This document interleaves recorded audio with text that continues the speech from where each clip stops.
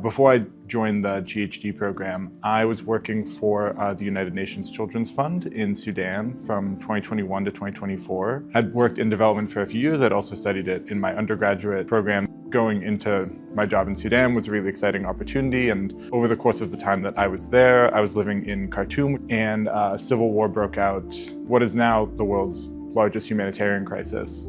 I very much so loved Sudan. I loved the people I knew there. I loved my life there. The scale of what was necessary to try and address the problems in the country was far beyond what I had, the training and skills to be able to do. So that was a big reason why I ultimately decided to leave Sudan and come to Georgetown.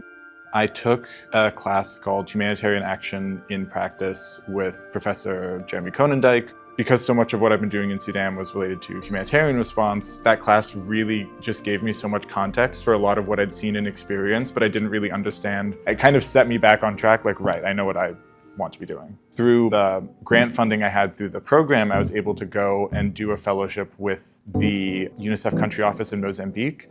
And that was really interesting because I got to apply a lot of the more technical skills I'd been learning in the program to a real organization that was doing the work, because a lot of the work I'd been doing before was more generalist, and I did the program largely because I wanted to have more focused technical expertise. We were working with the government of Mozambique to do analysis of their expenditures on public services, and I was using a lot of tools that I took from the GHD program. So that was really valuable for me and a really great experience.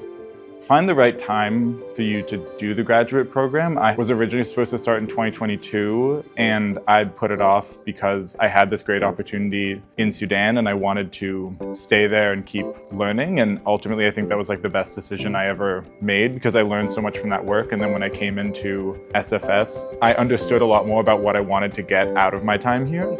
One thing that's very special about the Global Human Development Program in particular is that the team that manages the program, whether it's like the professors or operational staff, they're just like so nurturing and supportive of us. They're just really generous with the time and resources that they give to us, especially through what has been a very difficult time in this sector. I just feel really lucky to have had these people in my corner throughout my time.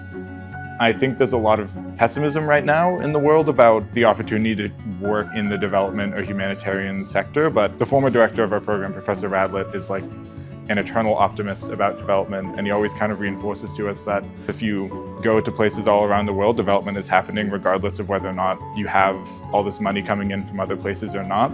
I am very keen to go get back to doing work in country offices, to do more kind of hands-on work, working with local actors and hopefully governments, depending on the context, to try and make any contributions however I can with the skills I've learned at GHD.